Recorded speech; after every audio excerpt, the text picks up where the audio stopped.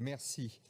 Madame la vice-présidente, chers collègues, avec plus d'un tiers des dirigeants de TPE âgés de 55 ans et plus en Nouvelle-Aquitaine, de lourdes tensions sur les transmissions sont à prévoir dans les années à venir, faisant de la transmission reprise un véritable enjeu économique et social pour notre territoire.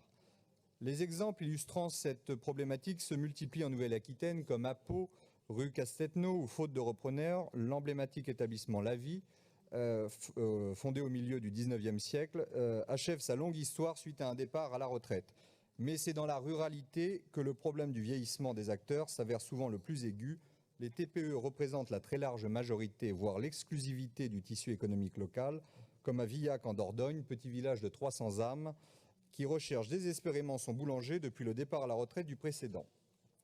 Le maintien des compétences, des savoir-faire, des emplois, comme le maintien des activités et des services de proximité qui participent à l'équilibrage global des territoires, doivent être une priorité pour notre région dans les années à venir. C'est pourquoi nous attendions avec impatience cette feuille de route de la transmission reprise que nous appelions déjà de nos vœux lors de la dernière séance plénière.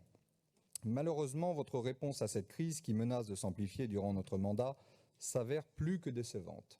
Si le début de la lecture fut agréable en apprenant votre souhait de mieux identifier les entreprises à transmettre, les entrepreneurs, les repreneurs potentiels, de renforcer l'accompagnement ou encore mieux de valoriser les commerces de centre-ville et centre-bourg, nous nous sommes vite ravisés en constatant le retour de vos vieilles lubies et le manque de vision à long terme. Une fois encore, vous abordez la transmission reprise des TPE sans évoquer la création d'un environnement favorable à l'entreprise via l'aménagement du territoire.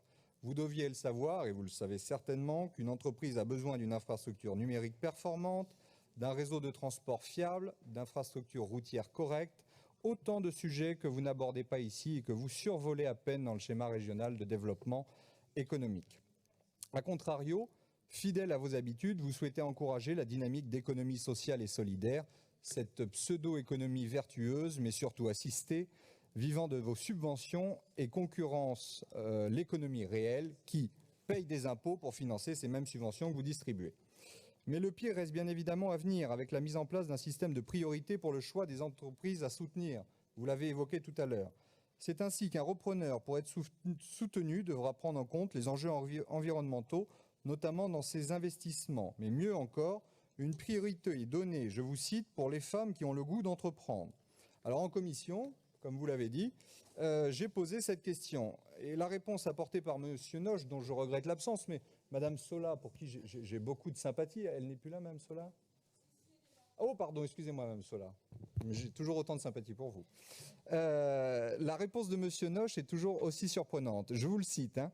Pour beaucoup de populations féminines, souvent, et cela doit être culturel, l'idée de la création ou de la reprise d'entreprise vient moins spontanément que pour les hommes. L'idée de la création d'entreprise est plus spontanée chez le public masculin que chez le public féminin. Une réponse qui apparaît pour le moins sexiste, venant de quelques-uns se réclamant de l'égalité. Il apparaît clairement que vous voulez uniquement satisfaire vos lubies égalitaristes. Nous voulons soutenir des entreprises, peu importe le sexe du dirigeant.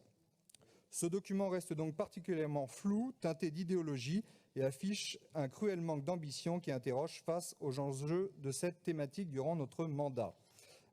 Malheureusement, j'ai combien de temps? J'ai 4 minutes, madame? Ou un peu plus sur les feuilles de route? Il vous reste 20 secondes. 20 secondes. Alors, je vais juste conclure très rapidement pour dire que c'est un document qui est juste teinté d'idéologie, un document qui reste très vague, bref, un document qui s'apparente plus à une liste de souhaits qu'on pourrait faire au Père Noël plutôt qu'à une véritable feuille de route. C'est pour ça que, en conséquence, nous allons aussi nous abstenir sur ce dossier. Mais je regrette de ne pas avoir un peu plus de temps. Sur les feuilles de route, nous avions plus de temps.